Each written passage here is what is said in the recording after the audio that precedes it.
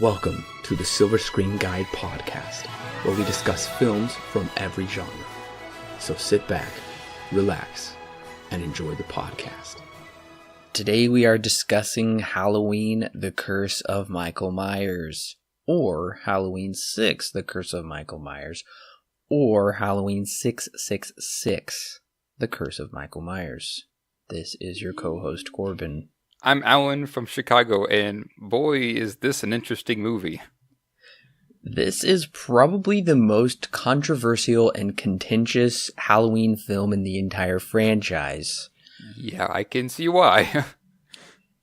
Like we said, it is the sixth one, even though they have dropped the sixth. I guess depending on which cover or poster you're looking at, maybe you'll see that number, but this is kind of the, I guess it's the end of the trilogy. Started with number 4. Now it does tie in continuity-wise with 1 and 2. I won't get into that here. Go back and check out my podcast. And make sure to check out the infographic I made with it as well, detailing the different canons and timelines. And this will end our discussion of the Curse of Thorn timeline. After this, we will have no more Curse of Thorn. And you will understand now, once we discuss what this whole Curse of Thorn is. It really wasn't brought up too much, or basically at all, in number 4. Right. I guess it was more so in number 5 that we started getting the Man in Black. We saw a brand new tattoo on Michael, some symbol we had never seen before. And this movie will, I guess, talk more about that. Right. That's the plan, at least. But it is interesting because you and I decided to watch the 2 main cuts of this movie, which one of them didn't even surface legally until 2013, I think. Oh yes, this is quite the discussion, which we will get into in just a little bit. But thankfully, for this review, we were able to watch both releases of the movie. Now, this Halloween movie was released September 29th, 1995, which was actually 7 months after I was born. So I guess this was the very first movie to be released within my lifetime. Great. Wow. Yeah. Doesn't that just make you so happy, Corbin? Just so joyful. This one is it. Oh, yes. Anyways, this was released 6 years after Halloween 5, making it, at that point, the longest gap in the Halloween franchise between movies. Right, yes. Let's see, 6 years is quite a while. They had There are a couple of reasons as to why it took them so long, and I mean, we'll get into the specifics here in a little bit, but it had to kind of do with Moustapha Akkad not liking the drafts, and on top of all that, legal issues as to who really owns Halloween now. It's kind of all a mess. We'll get into that. It's quite interesting that it took them this long, though, because 6 years is still a pretty long time for a sequel when they've been pumping them out every year or so in Halloween's case. That's right. Pretty much almost every Halloween movie had come out just the year after. That was the precedent that was being set. Now, originally it wasn't that way. There was a little more of a gap with the earlier movies. Right. But this was a very long gap, and we'll discuss why there was a 6-year gap making this movie. And this movie is directed by Joe Chappelle, who has produced the Wire HBO show. Many people know of that. It's well acclaimed. He's mostly just done a bunch of TV, Chicago Fire, Fringe, CSI Miami. And this is actually his second theatrical film directing. The movie is written by Daniel Farrens, who produced The Haunting in Connecticut. Oh, okay. I have seen that. Have you seen that one? I haven't. I've seen the poster and maybe a bit of a trailer. It's interesting. It wasn't as bad as I thought it was going to be when I got into it. But And I guess in terms of a recommendation, sure, I guess it's nothing really all that special though. He also most recently produced Amityville: The Awakening. Oh, how interesting. Yeah, it's that Bella Thorne movie, which I saw a trailer for the very first Annabelle movie, and like coming soon, and it never came out, and it had like 10 different release dates, and was finally just silently slipped out to Redbox recently. Right, yeah, I remember you telling me about this at one point, and they had just delayed it so much they decided forget about it. It's not getting a theatrical release, Yeah, and so they went much. straight to home video. It's funny that way. He also wrote the Girl Next Door movie, kind of a naughty movie. I never saw it. Oh, I've heard of it, but I haven't seen either. Kim Bauer from 24, Elisha Cuthbert, I believe is their name. Mm. He's also wrote and directed the Amityville Murders, The Haunting of Sharon Tate, and The Haunting of Nicole Brown Simpson. So he really likes his horror movies, I take it. Yeah, he likes his haunting movies. Whatever he can get his hands on, I guess. And it should be noted, he at the time of writing this movie, he was kind of had never really done anything before, but he was a big fan of the Halloween franchise, Right. Dedicated fan, wrote out graphs and timelines of who's related, how does it all connect, and he kind of showed his idea of a draft to the writer of Halloween 5, and that's pretty much what got him the job. Right. Now, as for if his vision did make it to the screen, we will talk about that in just a little bit. Yeah. So this guy, Daniel Farron's, very interesting man, because I wouldn't think that just a random fan who hasn't done too much for the Halloweens, for really anything, gets this job of being the head writer of Halloween 6, as it ended up coming to be. It's quite interesting that they end up going down that road, in my mind. Oh, it's definitely surprising for a franchise that has been around for nearly 20 years and has had, well, I guess not really any big names attached to it besides John Carpenter and Deborah Hill. It's just surprising because 4 and 5, it's no secret they were not doing well. They didn't do well. Right. Not as well as they should have done, and the series was really starting to lose interest. So all of these choices coming on board, I don't understand why. The only person we really have returning is Alan Hayworth for the score. Right. Yeah. And it's even interesting, too, because Michael was almost completely removed and replaced with some other guy in the theatrical cut, when I guess the director decided that he was too bulky, and then decided to replace him with somebody thinner, and that's when they did reshoots. That's not in the producer's cut. It's all kind of weird. Yeah, so let's talk about the cast for a little bit. This movie is introducing Paul Stephen Rudd. That's how he's billed. Not billed that way in the producer's cut, though. Wait a minute. I've heard this name before. Yes, the Paul Rudd, who is Ant-Man in the Marvel movies. Yep. He does comedy. He does a lot of different things. He has become quite famous since this movie, and arguably the most famous person in this movie. I don't know anybody else in here aside from Donald Pleasance. Right. Yeah, but his fame didn't come till maybe the last few years. From this recording, this was 1995. He still had yet to build his career. I just found it interesting. He came on screen for the first time as Tommy. I'm just like, that isn't Paul Rudd, is it? And I tried to talk myself out of it, and then come to find out at the very end of the credits, it said Tommy, Paul Rudd, and I was like, really? The movie also stars Marianne Hagen, Mitchell Ryan, Kim Darby, Bradford English, Keith Bogart, no relation to Humphrey Bogart, as far as I could find.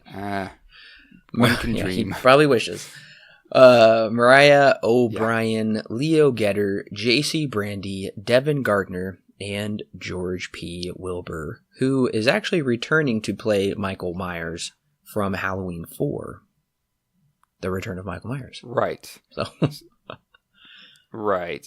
So, I mean, I can't say I've really heard of any of these people except for Donald Pleasance, of course, and Paul Rudd. But at the time, only Donald Pleasance really was the most worthy name, or at least the most recognized name in this cast. So, did you notice who's missing from this cast list? Jamie Lee Curtis. I knew it. Missing once again. Yeah. No. Danielle Harris, pretty much the central figure of Halloween 4 and 5. Jamie, who played Jamie. Yeah. That's right. Yeah. Well, I guess I'll save it for just a little bit why Danielle Harris did not come back to reprise her role as Jamie in this movie, but yep, it's always been a sore point for fans and kind of a sore issue for Danielle Harris herself. Anyways, this movie holds a 5 on IMDb. This isn't the lowest, is it? Oh no, Halloween 3, Season of the Witch, had like a 4 point something. I figured that was the case, and that doesn't surprise me. That's pretty low. Yeah, it's pretty bad because they did climb, the scores climbed after Halloween 3, and then they declined quickly after that. Right, yeah. They went up a little bit, and then 6 came out, and they just tanked. Yeah. There's no cinema score for this movie, but the critics' consensus on Rotten Tomatoes, only 6% of critics. Very close to 0. I'm guessing this is for the theatrical cut. This is only for the theatrical cut. Yeah. I couldn't find any Rotten Tomato score or IMDb page for the producer's cut, which I'm a little surprised about. Yeah. I mean, that makes sense if there's only... Usually a movie only gets one page, even if there are multiple cuts. Although that could be controversial, and I guess you could and probably should have different pages for the different cuts, but whatever, I guess. Well, and only 38% of audiences recommended this as well, so not popular among critics at all, and same with audiences. Right. So I do know that when they screened this movie for audiences for testing and stuff like that, there was quite a negative response to a lot of it. And as they stated in the article, the audience was mostly 14-year-old boys. That is funny, yes. So, mind you, this is not what would become the theatrical cut that was originally screened. What was originally screened was mostly what would be the producer's cut, and that received negative reaction for some reason. And then everybody really hated the theatrical cut, and now everybody wants the producer's cut. It's really crazy. Right. And I mean, yeah, we'll get into the differences and why some people prefer the other here in a little bit. But yeah, this movie, I stated in the last podcast that it seemed like Halloween 5 was just hidden. Like, we couldn't find a trailer for it. We couldn't find, there was little information about it. It just seemed like a movie that nobody really cared to see. And it's kind of the same way with this one, but it has a more of a following to it, which is even more interesting. And once again, the budget for this movie is $5 million. That's pretty much the same budget as 4 and 5. It's kind of the magic number. And it grossed $15 million. And if I'm not mistaken, this is pretty much like 4, 5, and 6, like all gross the same amount of money for the most part. Yeah. So, I mean, it kind of just goes to show that no one really minds or really cares to watch these movies. It did open at number 2 at the box office opening weekend with $7.3 million. I guess not bad for a $5 million budget. They made a profit. And number 1 at the box office that weekend was 7. Yeah, you're not gonna touch that. No, this says nothing. That's David Fincher. Yeah. Ain't no way. That was number 1. The other movies were Devil and Bluegrass, The Big Green, and Steal Big, Steal Little. Never heard of any of those movies.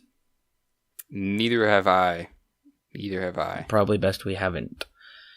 Yeah. Now, adjusting for inflation, this is the 9th lowest grossing, with only Halloween 5 being lower. So that is interesting. From everything we've kind of come to surmise, 4 was a welcome return of Michael Myers. It did decent at the box office. And even when it came to 5, it was just a year later in theaters. That is so fast to put that out. And Mustafa Akkad himself said, the producer of the entire franchise, said he felt 5 strayed too far from what people were expecting of Halloween 5. And it was, well, you know what? Go back and listen to our thoughts in the archives for what we thought of Halloween 5. Right. Exactly. When I saw that, I'm just like, really? He thought that was too far? Yeah. Well, okay, so honestly, I'm trying not to tip my hand here, but I'm really surprised this movie did not receive any Razzies. Yeah. That is well, when did the Razzies begin? I forget the actual date. I thought they at least began by 95. Let me look it up, and I'll tell you. Oh, yeah, it began in 81. I thought so. So wait, this was 95, right? Yeah. So let me look up the Razzies for 1990. I'm going to guess 6. So it was nominated and won the Stinkers Bad Movie Awards. Never heard of those. Yeah. Some knockoff Razzies, it sounds like. I'm just was flabbergasted. Yeah, that is interesting. I mean, there are always kind of some awards that movies get that, I mean, you don't really hear about. That's definitely one of them. So I have the scores from the Razzies for the year that this movie was released, 1990. Well, they went off in 96, but this is for the 1985 movies. Showgirls got Worst Picture. Well, there's a lot of Showgirls' awards that they got from the Razzies. Makes sense. And Madonna in 4 Rooms got Worst Supporting Actress. Dennis Hopper in Waterworld got Worst Supporting Actor. Ooh. Yeah, Halloween 5 is not here, and they were up against Showgirls, Scarlet Letter, 4 Rooms, Waterworld, stuff like that. Mostly Showgirls that won this year. No Halloween 6. That's kind of interesting. I don't understand that. Isn't that a surprise? Yeah, I'm quite shocked myself, which means that this must not be, according to the Razzies, not nearly as bad. You know what it might be, actually? So the Razzies, in my mind, Halloween 6 must not have been that big of a deal to audiences in general, and therefore the Razzies really didn't care for it. That's probably why Showgirls got so many things and these other movies got so much. They probably had enough publicity on them that caused the Razzies to look out for them. That's my guess, because I know that there are plenty of movies in years past with the Razzies that they are really, really bad movies, but they don't get very much publicity, and that doesn't really correlate to a Razzie Award. Yes. All right, well, do we want to start getting into, should we wait until after we give the plot summary, or at least the spoiler warning, to get into the backstory of the production, because it has a couple of spoilers into it. In it. Yeah, if it's going to give some spoilers, then we probably should go ahead and give the plot summary. Okay, well, I actually wrote 2 plot summaries. I wrote a plot for the theatrical, and I wrote a plot summary for the producer's cut, since there is noticeable changes that I need to say. So, like we said, we are about to talk about the spoilers for both the theatrical cut and the producer's cut. Those are now readily available for you to go and pick up on Blu-ray. I don't know about DVD, or you could just probably rent either of them. So the first plot that I'm going to get into is for the theatrical cut, and then I will give you the plot for the producer's cut. Now, you will notice there are some similarities that I used because they're not, 100% different movies, but a number of plot details different. Jamie Strode, the little girl from Halloween 4 and 5, Michael's niece, is noticeably pregnant. Trapped in a bizarre underground hospital, Jamie gives birth to a baby boy. Thanks to the aid of a nurse, Jamie escapes but is pursued by her deranged uncle, the infamous Michael Myers. Michael tracks her to a bus stop where she calls into a radio station in the hopes Dr. Loomis will hear her plea and come to her aid. Loomis, now retired and magically healed, does hear her plea, but he has company. Dr. Wynn, the head of Smith's Grove Sanitarium, has dropped in to let Sam know he is retiring and would like Loomis to take his place. Are you kidding me? Right. Good one. Alas, Jamie is too late for Dr. Loomis to do anything. Jamie hops back in a truck but is swiftly wrecked by Michael's van. She takes shelter in a barn only to be brutally murdered by Michael with farm equipment. Also, that night, in a house sold by Strode Realty, which we later learn is the original Myers house, which Laurie's father was showing in the first film, the man in black commands a young boy named Danny to kill for him. Believing it to be a bad dream, Danny's mother, Kara Strode, soothes her son back to sleep, though she finds Danny is drawing disturbing pictures with all of her family being stabbed to death and an ominous black shape, which he has labeled Thorn, lurking to the side. Before Kara goes back to bed, she notices a young man spying on her from his window across the street. This young man is none other than Tommy Doyle, the boy who Laurie Strode babysat and helped escape the clutches of Michael Myers that fateful night many years ago. Tommy, who is obsessed with Michael and solving why he commits murders certain Halloween nights, hears Jamie's plea and notices in the background a call for the arrival of a bus. Tracking the location to a bus station just outside of Haddonfield, he follows a trail of blood left by Jamie to a downstairs bathroom where she has hidden her infant. He takes the baby home and names him Stephen, but not before randomly running into Dr. Loomis at the hospital. The two make an agreement to meet at the college festival that night. On Tommy's way home again, he runs into Danny, who once again sees the man in black following him. Kara, on her way home from a college class, finds the house seemingly empty. That's because earlier that day, Dr. Loomis stopped by to warn Kara's mother that Michael Myers was coming back to this house where his rage and memories are, and he would kill any inside it. She packs to leave, but is brutally murdered by Michael with an axe. Kara does end up finding Danny and Tommy in Danny's bedroom. Tommy convinces Kara to quit the house and stay across the street at Miss Blankenship's house, where he lives, and also Kara's brother's girlfriend lives as well. That night, Kara's abusive father arrives home only to be electrocuted and have his head exploded by Michael. Oof.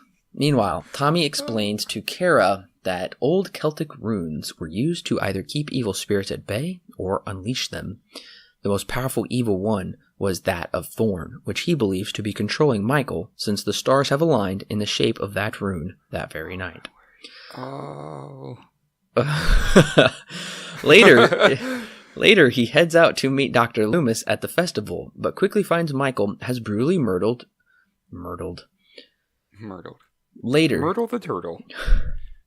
Later, he heads out to meet Dr. Loomis at the festival, but quickly finds that Michael brutally murdered the radio disc jockey, Barry. Kara's brother, Tim, and his girlfriend, Beth, who organized the festival to bring back Halloween to Haddonfield since it was banned and it's been taboo, but we saw kids trick-or-treating earlier. Yeah, I don't know. Go back to Tim's... So Tim and his girlfriend, Beth, go back to Tim's house to fornicate. Little do they know, Michael is waiting and brutally murders them both, as Kara helplessly watches across the street. Out of the corner of her eye, she notices her son Danny is heading into the house. In a fit of panic, she runs over but grabs a fire poker to use as a weapon. She's able to trip Michael down the stairs, thereby knocking him unconscious, but he quickly recovers and they're chased across the street back to Miss Blankenship's house, where they find the Man in Black waiting for Danny and Miss Blankenship in on the Man in Black's cult. The Man in Black is none other than Dr. Wynn. Kara jumps out a window.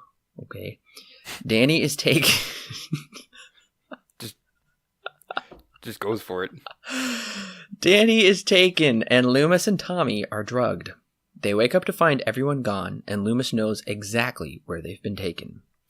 They travel to Smith's Grove, where Loomis meets Wynn, who asks Loomis to accept the pure evil of Thorn and be the new head of the cult.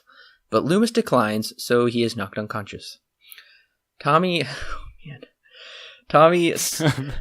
Almost done. Tommy searches for Kara, but finds an insane woman who says insane things before dying. He then finds Kara, but Kara is grabbed by Michael before being freed by Tommy. The two find a room to hide in, where they see Wynn saying to a cultic Thorn member he can take off his garb now that Halloween is over. Okay. And Wynn, with a number of doctors, prepare for some kind of surgery. Kara and Tommy see Danny and the baby and grab them right before Michael stabs all of the surgeons to death. The group runs to a room where they see baby fetuses in green goo. Something like that. Tommy fights Michael, loses. Kara fights Michael, loses. Danny hides with the baby, and then Tommy hits Michael so much that goo splashes out of his face. I think. Loomis saves like that. Through a series of flashes, it's kind of hard to tell. Loomis saves them all. They ask Loomis to come with them. He says he has some business to attend to. Back in the sanitarium, we see Michael's mask lying on the ground, possibly the screams of Dr. Loomis in the background, and a shot of a pumpkin sitting on the Strode/Myers house with the flame stuffed out as credits roll. Well, that probably made no sense, because that plot has so many plot holes and continuity errors, and it's, oh dear. We'll get into it. I don't want to spend too much time on it. Let me now read plot number 2 for you. And this, like I said, this is the plot of the producer's cut. Like I said, some things will be a little similar, but you'll notice many differences. Right.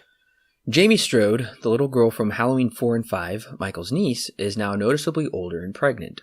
Trapped in a bizarre underground hospital on October 30th, 1995, Jamie gives birth to a baby boy. See, 6 years ago, Michael was busted out of prison by the Man in Black, taken by his cultists, and Jamie, played by Daniel Harris in the flashback, was abducted by them that night as well. Thanks to the aid of a nurse, Jamie escapes but is pursued by her deranged uncle. This is now in the present. The infamous Michael Myers. Michael tracks her to a bus stop where she calls into a radio station in the hopes Dr. Loomis will hear her plea and come to her aid. Loomis, now retired and healed of his burns from expensive skin grafts, does hear her plea. Now we know! Any other explanation. Yeah. Dr. Wynn drops by, who is the head of Smith's Grove Sanitarium, to let Sam know he is retiring and would like Loomis to take his place. Alas, Jamie is too late for Dr. Loomis to do anything. Jamie hops back in a truck but is swiftly wrecked by Michael's van. She takes shelter in a barn only to be stabbed by Michael. Also that night, in a house sold by Strode Realty, which we later learn is the original Myers house, which Laurie's father was showing in the first film, the Man in Black commands a young boy named Danny to kill for him. Believing it to be a bad dream, his mother, Kara Strode, soothes her son back to sleep, though she finds Danny is drawing disturbing pictures with all of her family being stabbed to death and an ominous black shape, which he has labeled Thorn, lurking to the side. Before Danny goes back to bed, she notices a young man spying on her from his window across the street. This young man is none other than Tommy Doyle, the boy who Laurie Strode babysat and helped escape the clutches of Michael Myers that fateful Halloween night many years ago. Tommy, who is obsessed with Michael and solving why he commits murders certain Halloween nights, hears Jamie's plea and notices in the background a call for the arrival of a bus. Tracking the location to a bus station just outside of Haddonfield, he follows a trail of blood left by Jamie to a downstairs bathroom where she has hidden her infant. He takes the baby home and names him Stephen, but not before running into Dr. Loomis at the hospital, who is there to check up on Jamie. The two make an agreement to meet at the college festival that night. On Tommy's way home again, still don't know why, he runs into Danny, who once again sees the Man in Black following him. Kira, on her way home, finds the house seemingly empty. That's because earlier that day, Dr. Loomis stopped by to warn Kara's mother that Michael Myers was coming back to this house where he would kill any inside it. She packs to leave, but is brutally murdered by Michael with an axe. Kara does end up finding Danny and Tommy in Danny's bedroom. Tommy convinces Kara to quit the house and stay across the street at Miss Blankenship's house, where he lives, and also Kara's brother's girlfriend lives as well. Back at the hospital, Jamie has a dream of her nightmarish capture and impregnation by her uncle Michael. After her dream, she is shot in the head by the man in black. That night, Kara's abusive father arrives home only to be electrocuted by Michael. Meanwhile, Tommy explains to Kara that old Celtic runes were used to either keep evil spirits at bay or unleash them. The most powerful was that of Thorn, which he believes to be controlling Michael, since the stars have aligned in the shape of that rune that very night. Later, he heads out to meet Dr. Loomis at the festival, but quickly finds Michael brutally murdered the disc jockey Barry, who says he is going to Michael's house. Kara's brother Tim and his girlfriend Beth, who organized the festival to bring back Halloween to Haddonfield, since it was apparently banned, but people still celebrate it, and it's not taboo, but it is. They go back to Tim's house to fornicate. Just can't help but laugh. Little do they know, Michael is waiting and brutally murders them both, as Kara helplessly watches across the street. Out of the corner of her eye, she notices her son Danny is heading into the house. In a fit of panic, she runs over, but collects herself to grab a fire poker to use as a weapon. She's able to trip Michael down the stairs, thereby knocking him unconscious, but he quickly recovers, and they are chased across the street, back to Miss Blankenship's house, where they find the Man in Black waiting for Danny and Miss Blankenship, who is in on the Man in Black's cult. And the Man in Black is none other than Dr. Wynn. Kara jumps out a window, Danny is taken, and Loomis and Tommy are drugged. They wake up to find everyone gone, and Loomis knows exactly where they've been taken. They travel to Smith's Grove Sanitarium, where Loomis meets Wynn, who asks Loomis to accept being the guardian or the keeper of Thorn, and the guardian of the new Michael, which will be Danny. But Loomis declines, so he is knocked unconscious. Tommy finds Kara tied up on the altar of Thorn. With the sacrifice of Danny's mother and Jamie's infant, Michael will lose all of his power and Danny will be imbued with the murderous, invincible powers of Thorn. Tommy, disguised as a cultist, takes Wynn captive, but once he is pursued by Michael, Tommy, Kara, Danny, and the baby flee. Loomis helps Kara, Danny, and the baby escape while Tommy pulls out his runes, cuts his hand, and calls out the word Samhain, which disables Michael. The group leave the sanitarium, while Loomis returns inside to find Michael lying on the ground. But once he pulls off the mask, he realizes Michael has escaped in the Man in Black's clothes, and it is Dr. Wynn dressed as Michael. For his final act, Wynn grabs Loomis, passing the curse of Thorn and powers of guardianship onto Loomis, as seen with the appearance of a thorn tattoo and blood-curdling scream. Back to the Strode/Myers house, a jack-o'-lantern is extinguished as credits roll. Yes. Much better? Better, I'll say that much. At least it explains. I'm going to say that too. Yeah, at least it gives a lot of answers to so many plot holes and contrivances. Yeah. Oh, yes. Now, before we go too far, I kind of want to talk about the production of this movie. I don't want to spend too much time on it, but it is very interesting because the reason why it took them 6 years to release this movie was because they had some legal issues, and turns out Miramax, or under the label of Dimension Films, which I've always associated with Spy Kids to this day, they bought them out. They got them out of whatever legal issues they were in, or I couldn't find the details as to what exactly was going on. But all I know is that Miramax and Dimension Films, they got the rights to Halloween, and that unfortunately causes some issues because now later on we'll have some studio interference into the different cuts. Going into it a bit more, 1994, they eventually got the guy that wrote the draft, Farron's, and he had, as it states in here, as in the wiki article, he had about 10 drafts, but as Corbin said, he had about 12 drafts, possibly. So that was part of the issue. He just kept writing, kept coming up with new stuff. He had to get a final draft done before October of 94, which began in June. So we had a few months to write a final draft because they began shooting in Salt Lake City in October. So we had to finish by then.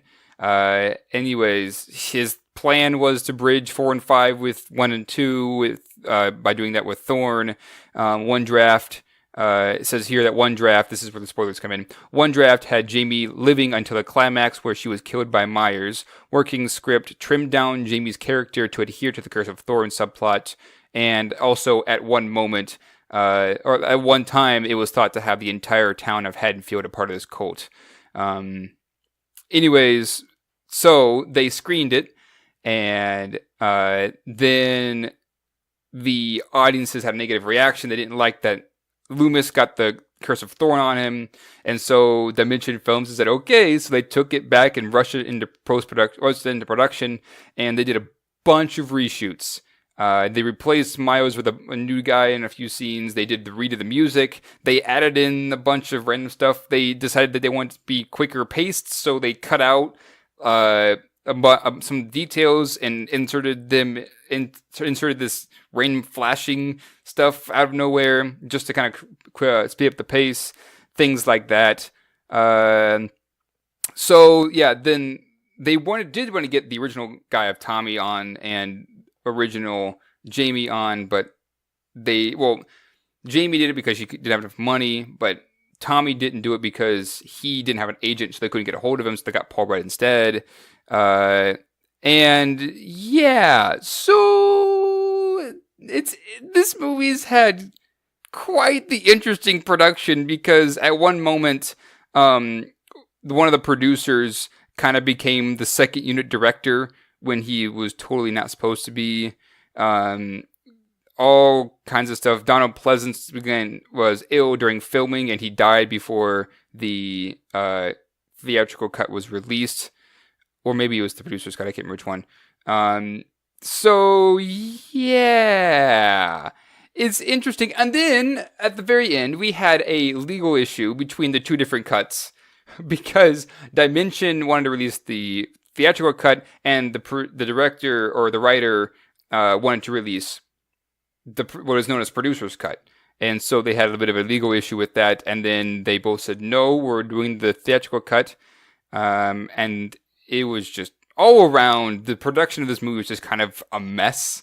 Things just happened, and they had to get it out by a certain date, and they couldn't get to that certain date. It was all kinds of crazy. Yes, so Farron's, the writer of the script, his original vision is severely compromised in the theatrical version, and possibly even somewhat in the producer's cut, although that is closer to it.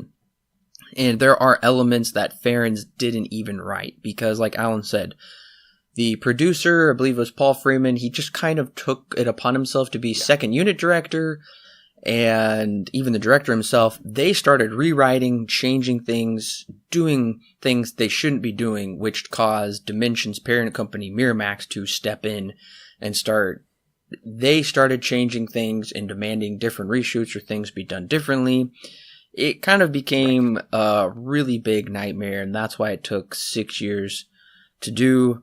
I did find it was interesting. There was this subplot of the Curse of Thorn where the entire town of Haddonfield was in collusion with the cult, and Akkad wanted to use that for the series' 7th installment.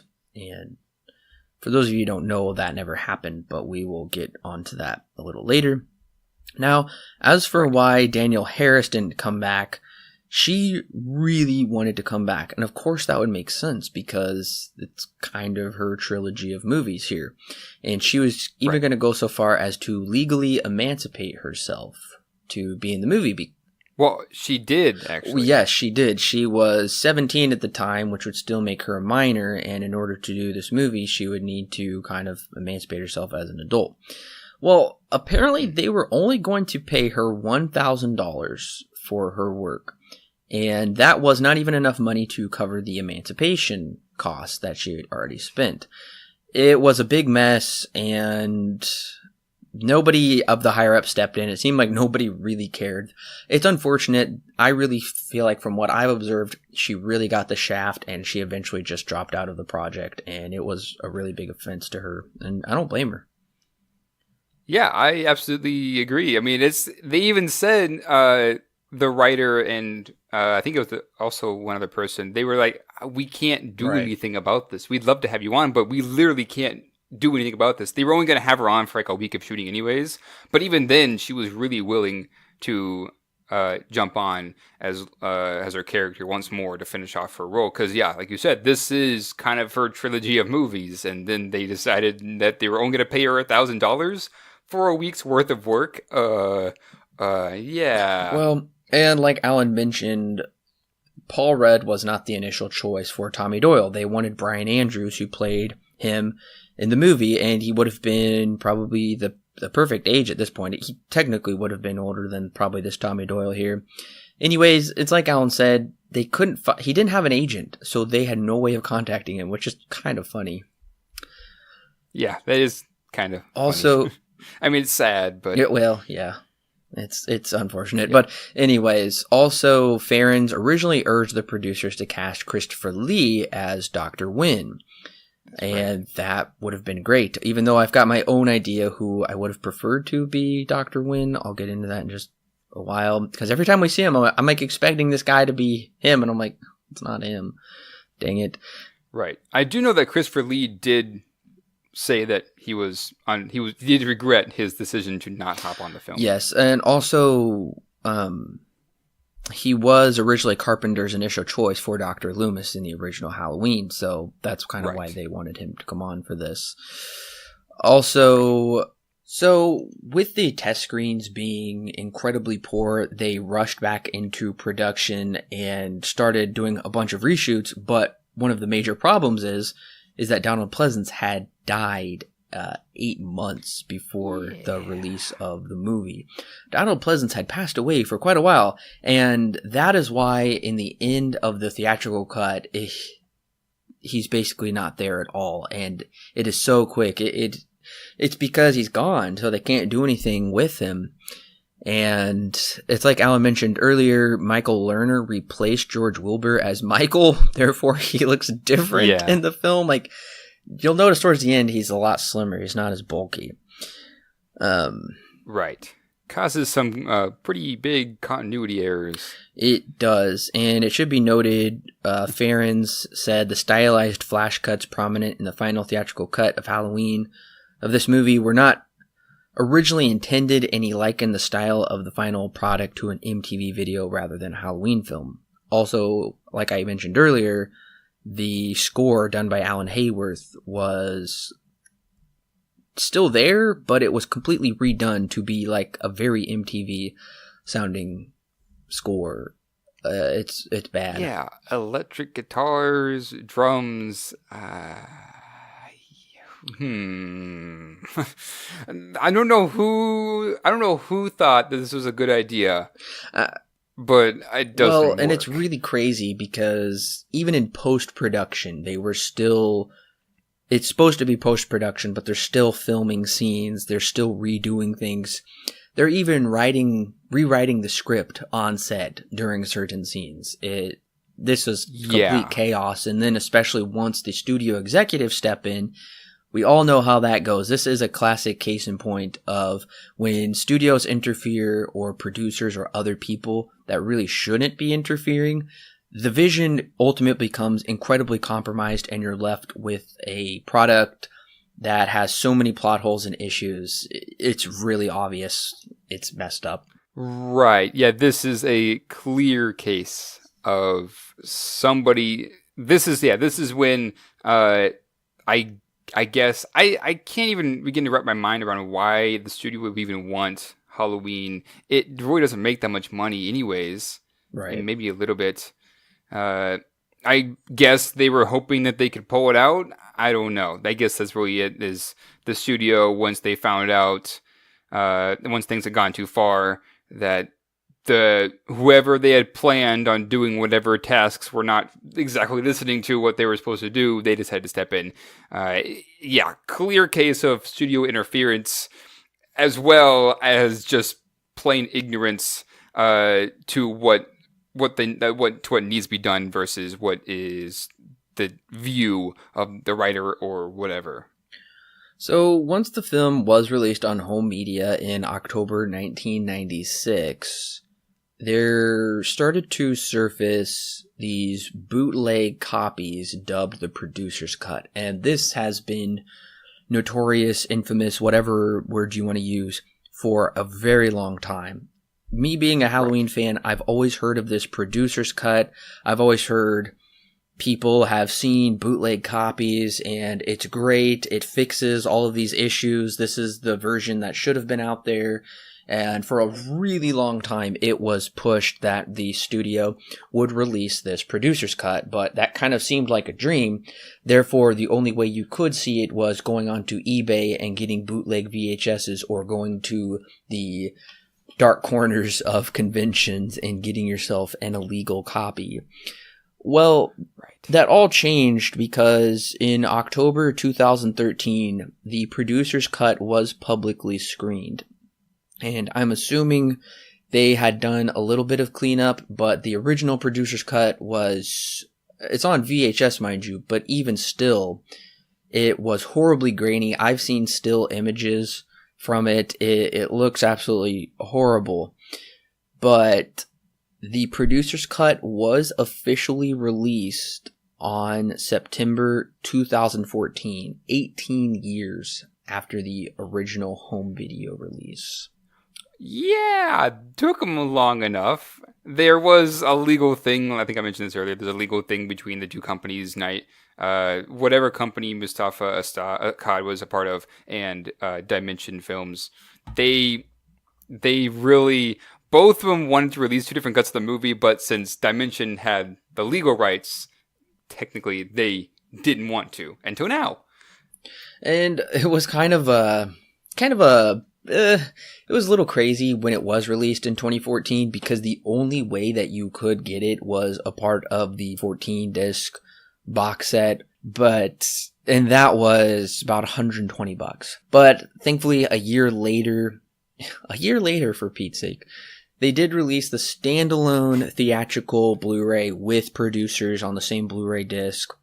And like I said, that came out in 2015. So yes, now you can officially go and watch the producer's cut legally, and you don't have to shell out $120 just to do it.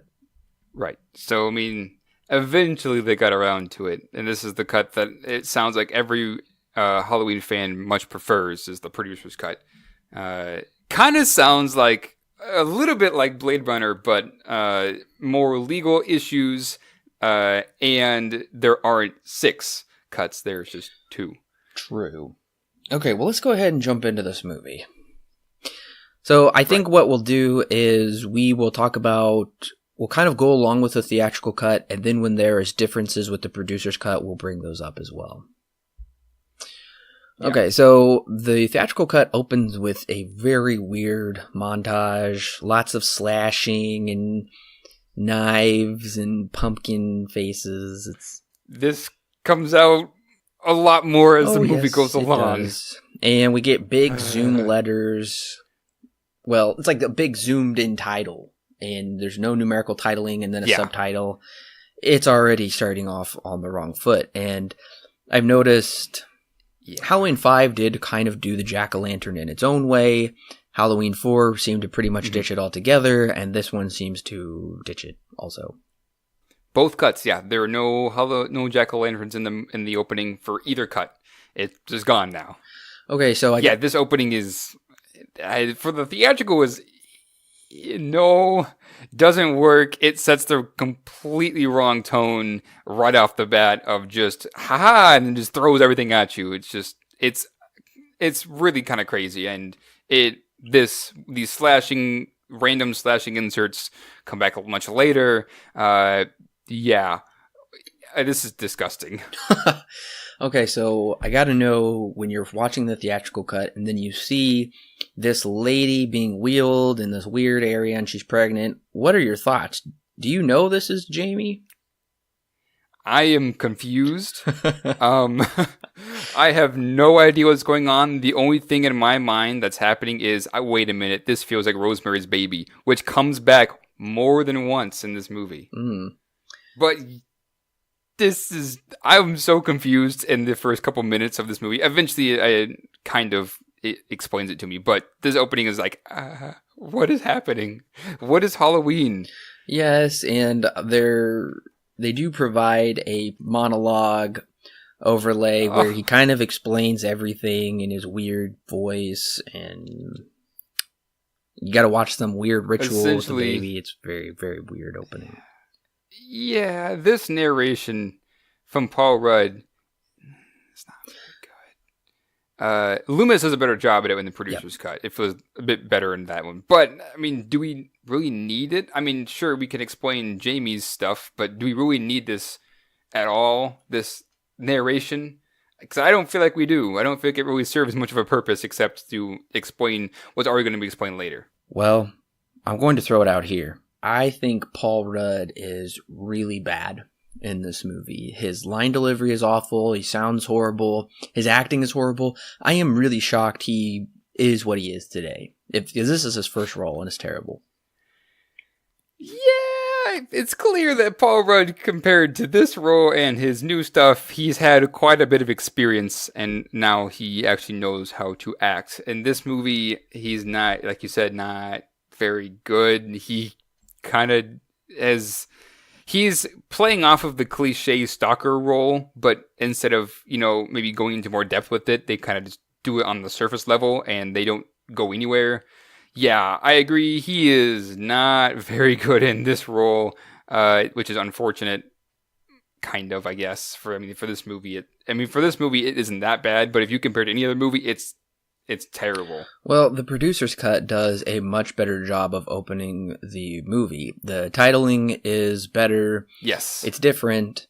We also get a kind of a date at the bottom of the screen, like we have in more of the original movies. It takes place October 30th, 1995, which does give us kind of a date. And yeah, like you said, it is Dr. Loomis doing the voiceover, which is much better than Paul Rudd. Also, we do get a flashback, which I was really grateful for, because honestly, Halloween 5 and Halloween 6 don't even feel connected. At least the theatrical versions anyway.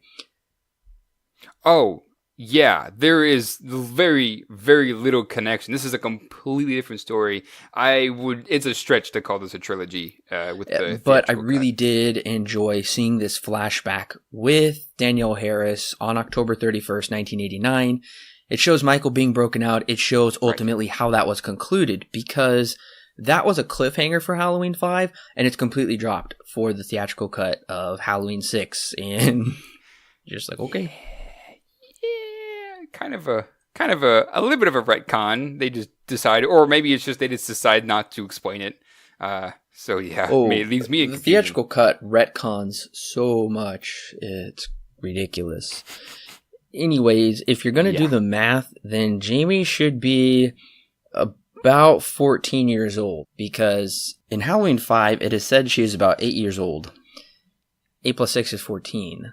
Yeah. So. Huh. There's a couple of things wrong with that. There is, but she's not. Clearly in the movie, they're trying to pass her off as being 18, 19, 20, I don't know, mid 20s maybe? Right, yeah, she definitely looks older than, I guess, what she's supposed to be. 14 and pregnant is interesting for Halloween, but okay. Yeah, she doesn't look 14. She looks, like you said, more like 17, 18, which is more adult. Makes it a bit better. Also, we do have Alan Hayworth's original music in the producer's cut, which I gotta say, I absolutely love. It really makes it feel like the very original Halloween. And the theatrical music stuff is just horrible. It's disgusting. I can't even stand it. It's such a fall. Yeah, Alan Hayworth's... okay, it sounds much better than the electric guitar version of the theme song. And I would much prefer his more cinematic score than whatever else the new composer or musical department director came up with. Although I don't think that it's a very good score all the way around, it feels... They don't really do much with it. It's just kind of there. They don't really bring it down and have different motifs with it like they did, I think, in 4, if I'm not mistaken. 4 and 5, they did something like that. None of that here. It's all kind of the same thing over and over again. It does build suspense when it needs to, and it, I guess, does that really well. for what it is. But yeah, nothing really big with the score here, which is unfortunate that has to be the case. I would agree. There's not much done with the score. The only thing I can compliment it on is that it does provide those callbacks to John Carpenter's Halloween. Right. But I mean, we also had that in 4 and 5. It's it's more of the theme song for the Halloween series just in general with the piano. I would have loved to see more implementation of different kinds of motifs or messing with it a little bit. They do some stuff in this movie every once in a while, but it really isn't anything of note. I would agree. There are a few themes from the first one that are not used in 4 and 5 that are used in this one. That I think almost like everything John Carpenter created in the first Halloween is used in the producer's cut of this one. Mm-hmm. At least it seems that way. So right. I am glad to see that because the music and sound design in the theatrical cut is bizarre. Why they even did this. This theatrical cut has serious issues with tone. There are two completely different tones between the producer's cut and the theatrical cut. And it's very clear that two different people edited this movie. And which is the case because Dimension Films popped in and decided to edit what we now know as the theatrical cut. It was all under their eyes, and you can tell that something is just not right with this theatrical cut. It paints the wrong picture, and it's just for me, it just kind of makes this feeling of okay, this is kind of gross because the editing in the theatrical cut is honestly horrendous. So what do you think of, we get this scene of this new boy living in this house sold by Strode Realty, apparently that's still a thing, and the man in black is holding a knife, and he's got a weird voice, and he says, "Kill for him, Danny." What are your thoughts? Once again, I am very confused. Who is Danny? Why is the man in black talking to him? Things of that nature. And they explain it a bit more in the producer's cut than they do in the theatrical cut, but it only kind of makes it a bit more sense in that cut than the other one. It's odd, and I don't really see the purpose for it, but they kind of give one in the more of one in the producer's cut. See, this is the big issue. This is what Halloween 5 should have done with Jamie. The man in black should have been influencing Jamie because in the end of 4, she seemingly stabs her stepmother to death, or not stepmother, adopted right. mother. And then in Halloween 5, you're expecting her to be the killer, and that's what she thought as well. But she's not. But then in Halloween 6, they're like, okay, we messed it up in 5, let's make this new kid, Danny, be the killer. And, okay, and they're like, Michael has to kill the last of his kin. This might only be explained in the producer's cut.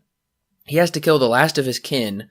So then why impregnate Jamie with a baby? Please explain that to me, because I am beyond confused in that aspect as to, okay, yes, if you need to kill the last of kin, sure, but why did Michael impregnate Jamie? It doesn't make any sense to me. So, in the theatrical cut, the connections between Jamie and the baby and Kara Strode and Danny don't make any sense. I'm very confused why any of this is connected. And I gotta say, I'm also very confused why...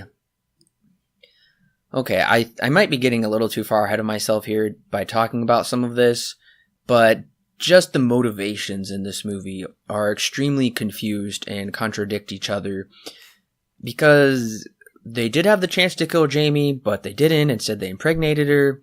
They let her escape. Is the house still a thing? Because the house was kind of a big thing in Halloween 5, where Loomis is like, this is where it all began, this is where your rage was. They go back to the house in this one, and it's kind of a big thing, but then that's dropped for the third act of the movie. It's really only kind of glossed over in, I guess, Act 2. Like I said, I feel like we're going to talk about this a little more, because... I don't know. There's still more things to talk about. I'm just getting ahead of myself. Yeah. So, since we're kind of here, the dad. Biff from Back to the Future? Looks like him. It does look like him, yes. Acts like him. That looks like a blonde wig. Regardless, though, the wig. Okay. It's amazing to me how one line can change an entire character's motivation. Because in the theatrical cut, he's just super annoying and is, for one reason or another, decides that he's just going to be just like the abusive father, the emotionally abusive father, right? Right. And there's really no reason at all. He kind of mentions it when he yells at Danny, but it doesn't fully explain itself. In the producer's cut, there is one take and one line from the dad where he basically mentions that she leaves for 5 years and then comes back with a kid. And for me, that was like, oh, it makes so much sense why he would act this way, because it's clear that he doesn't want his daughter around. He is ashamed to call her his daughter in the producer's cut. In the theatrical cut, skips that scene completely, and so he just comes off as just some jerk for no reason at all, and I literally can't stand his character in the theatrical cut. But in the producer's cut, because of that one small line, the whole thing makes sense. And I'm like, okay, I can actually get behind his character. I mean, I like it, but I can at least get behind his character and understand where he's coming from. I mean, yeah, he's still insanely overdramatic, but it at least makes sense. It's astonishing to me how one line can change that much. You're right. His character motivation is more fleshed out in the producer's cut. We get a scene of him pulling a picture of her out of his drawer, saying something about her being his little girl. He is getting drunk. Right. So clearly he has lots of issues with that. He talks more with his wife about it.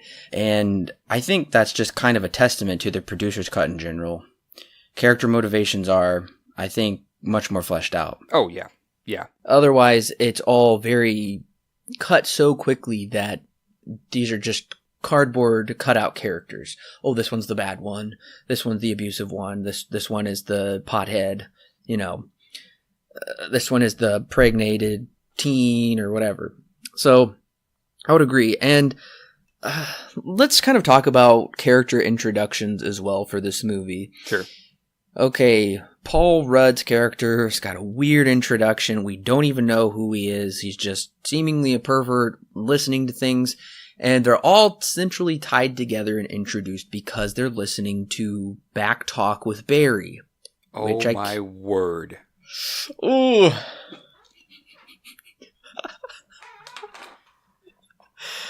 Somehow, everybody in Haddonfield is listening to this one station at this particular time. This is an occurrence in both cuts, which is, You can't get away from that. Somehow, everyone's listening to this one radio station at this one time to kickstart the entire plot. Yeah. So this is how everybody ties together, because Paul Rudd's listening to it, Dr. Loomis is listening to it. Thankfully, they explain why he's listening to it, at least in the producer's cut. Right. Because in the theatrical, I'm like, no way he would ever listen to this guy. This is crazy. And then, of course, it's magically playing in the abandoned bus station for Jamie to hear and call in. And I'm trying to think if anybody else is listening to it as well. Barry is a friend of Kara's brother, Tim, from Chicago. And Tim and Beth get in contact with him he will come back and give some life into the festival of Halloween for the town of Haddonfield. It's all stupidly contrived and like so forcefully connected. And they try and play up this Barry character so much. They do these almost like product placements for this fictional radio show. Right. By showing his van, and he plays over and over again.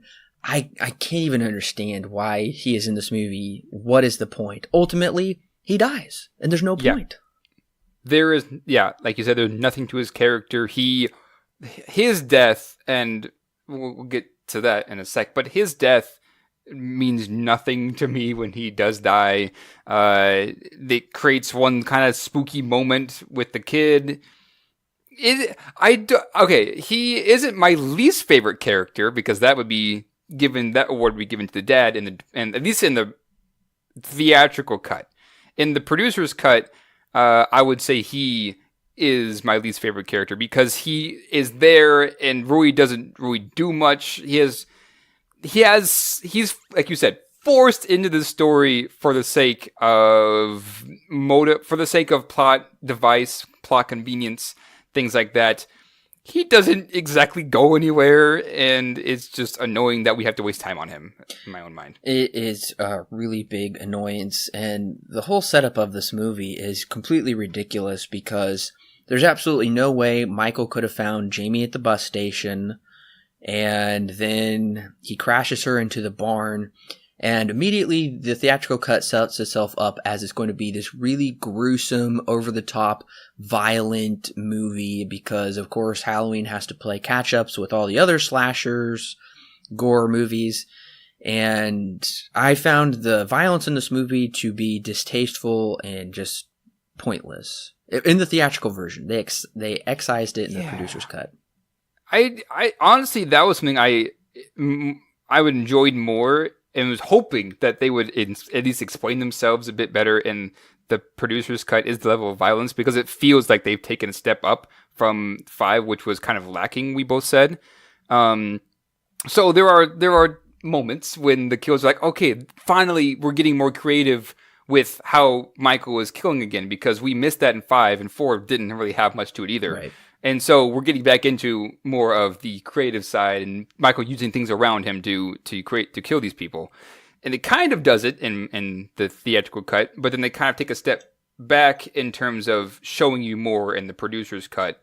But that being said, I found the producer's cut to be more impactful when those kills happened versus the level of gruesomeness that is in the theatrical cut. So it's kind of two sides of the same coin. Either you get very gruesome deaths, but take a step back in effectiveness, or you take a step back in gruesomeness and a step up in effectiveness. That's interesting that they chose to do that. To me, it seemed like a lot of this was just for shock value or just to be vulgar and gruesome, because they focus on it so much and it's seemingly so over the top, especially later with the dad's death and his head exploding. Yeah, like, okay, that was one. Yes, it is more gruesome, but effectiveness, that's just stupid.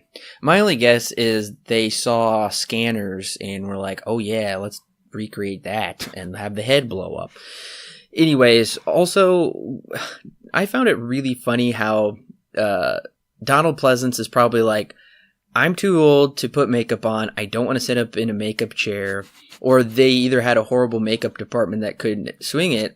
So I love how in the theatrical, it's not explained at all. He is simply more and more regenerated and healed with each movie. But in this one, he explains about the skin grafts. So I was like, okay, at least they explain it. Yeah, what I wrote down in my notes, let me find out what I wrote down. Okay, in my notes, I said he had plastic surgery and skin grafts. More like we didn't have the budget. More like we didn't have the budget to do the makeup. Right. Yeah. For some reason, they decided not to continue with his scarred up left side of his face. I don't know why we didn't go on with that. Maybe he even rejected that idea or something. He didn't want makeup. I don't know. It just is kind of silly that they decide that the best explanation is plastic surgery and skin grafts, and then they just move on. So, do you think it was better that Jamie is killed off pretty much in the beginning of the theatrical cut, or in the producer's cut, she survives for quite a while? What do you think? Like, what does that do for each cut, or what do you think is better? Yeah. I think it gives more of a motivation to Loomis's character for Jamie to survive longer. Not much, because they don't really show her until there's only one more scene with Jamie compared to the theatrical cut, and that's right before she dies, and then when she does die. But it does once again give more motivation to Loomis's character to really go after Michael, because now, yes, he is going so far that is very, very, very possible that he will succeed, and Loomis can't have that. Being, the face and the embodiment of good versus Michael, who's the complete opposite, the embodiment of evil. So yeah, I found that to be better in the producer's cut than the theatrical cut. But for some reason they decided to cut it out, and I don't really know why. It did make more sense to me to keep Jamie alive because, like you said, it does provide a better motivation for Dr. Loomis, and with eliminating her so quickly, I don't know, it just seems... it just seemed very odd. I was very surprised to see it when I first saw the movie, and I was shocked.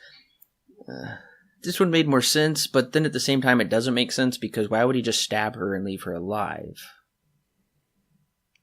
Right, and not only that, but it kind of turns me off because we spent 2 movies developing Jamie as a character, and then the beginning of this movie, at least in the theatrical cut, she's killed off. Well, I guess both versions she's essentially killed off in the beginning. So it's kind of just like, it's a big turnoff because we spent so much time developing her, and now we're just kind of throwing her away and change for another character, which even then I would consider Jamie to be the better choice because we already have a foundation for a character versus do something completely new.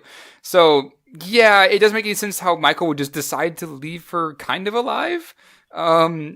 I don't know why Michael decided otherwise, but maybe I can stretch and say that maybe they're trying to more of the humanization of Michael. He isn't exactly pure evil. He left the girl that he impregnated alive. But I'm not going to buy that because that even to me is just really giving it the benefit of the doubt. Well, the other thing that does work is it gives a reason why Dr. Loomis is at the hospital. He's there to see Jamie, because in the theatrical cut, somehow Tommy Doyle recognizes Loomis from the back of his head immediately. Right. And right. I'm like, why is he... Who hasn't been seen for years, by the way, too. Oh, right. He only saw him briefly, as far as I know, briefly running out of the house across the street in the first movie. Anyways. Right. And then why is there this random encounter? Thankfully, the producer's cut explains that. Because I'm like, why is he at the hospital? And what is going on here? That's solved, so that does provide more continuity. So, okay, I gotta say, I really love Jamie's, dream she has of being led into Smith's Grove, into the basement. There's that really creepy shot of the man in black with his hands up, going along really quickly. I thought that was well done. And it does confirm that Michael impregnated Jamie. So was there any question of that for you watching the theatrical? Were you wondering who is Jamie's baby? Yes. I was also kind of just thinking maybe it's just like the main character later on that we get to know from the beginning. It's just like her just impregnated just because. I didn't exactly think of the age thing. But it does remind me, once again, very much reminds me of Rosemary's Baby. That the spawn is created by us. Well, in Rosemary's Baby, it's from the devil. Right. But this one is from Michael, who is the embodiment of evil. You could relate that to the devil. Anyways, I got huge Rosemary's Baby vibes off of this movie. But yeah, interesting that it is an interesting question. Who gave birth to that baby, or who helped birth the baby? And ultimately, I don't think the producer's cut completely explains it. They mention something in the end like, because of your mother and the innocence of this baby, you will now be imbued with the powers of Thorn. Maybe they need an adult female. She's not a virgin. Usually it's a virgin, seems like. And this baby, it's just really glossed over, but at least we get a little bit more, whereas the theatrical cut, everything's pointless. Yeah, and the theatrical cut, they just don't even try to explain it. They just said, okay, this must be kind of pointless, and so they take it out of the movie and they just move on, and now it's like the writer said, it's just confusing. Right. Okay, so we get introduced to this family at this really bizarre breakfast table scene. We know these are now a new set of Strodes. My only conclusion are these are cousins of the Strodes. Tried to do my own little thought in my head of how they could possibly be related to Strode Realty and whatnot. So yeah, they're Strodes. Okay, so we've got a punk teenage son, a really conservative mom, this college-age daughter, I guess, and the dad who's a jerk, and he hates his grandson. It's very bizarre. Yeah, very bizarre. Can you explain to me why? Well, this might be getting ahead. I'll wait until we get to that moment. But yeah, very bizarre cast of characters here. Now, it is interesting that when the table scene happens and Dad gets mad at his daughter, when when the main character walks outside to go to school or whatever and is saying goodbye to her kid, to Danny, she says, Grandpa didn't really hurt me, right? I just found that to be very interesting, the producer's cut, that they had this level of just a small detail of, the mom still protecting the kid in the face of blatantly being abused. Yeah, I did like that addition because it provides more family dynamics, because the theatrical cut completely glossed over this situation where Danny nearly could have potentially killed his grandfather because the grandfather was physically abusing the daughter at the breakfast table. Yeah. It's a fairly traumatic family scene, and it's immediately just like, hey, have a great day at school, champ. See you later. And the producer's cut does spend more time exploring those family dynamics. It doesn't flesh it out too much, but you're right. It's a nice addition to the family dynamics. Right. And then right after she says that to Danny, it then cuts to what I already mentioned this, but it cuts to the line of the dad basically saying, well, she leaves for 5 years and comes back pregnant and comes back with a kid, Very interesting stuff. Why? And I can't begin to wrap my brain around why they decided to cut this from the theatrical cut. It just feels like they really didn't care for substance, and so they went for viewer retention instead. I guess so. I guess that makes sense. And that was my question watching the entire producer's cut, is if this was really the cut that they originally had, why in the world did they not put that out? Just because it had a bad test screening, it's better to put out something that actually has continuity and character motivations than something that has almost no continuity at all and it's just riddled with errors, it seems like. Yeah, my only guess is money, because this will keep the audience in the seats longer, this quicker, more scarier version of this movie. That's the only thing I can think of, is just viewer retention. This will keep the audience in the seats to keep things going, to keep it moving, and versus the producer's cut, which is paced much slower and takes its time, which is not the thing with the theatrical cut. I was glad to see that those horrible jump scare noises were gone in the producer's cut. Yes. Thank you. Thank you for removing them. They were so stupid. Did you notice how slowly Beth and Tim were driving down the street as they picked him up? Yeah. Going like... I know. We're going to school.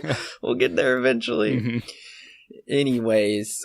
Okay, so they find Jamie in the barn, and depending on the cut, she's either dead or alive, with a giant rune symbol burned into the haystacks.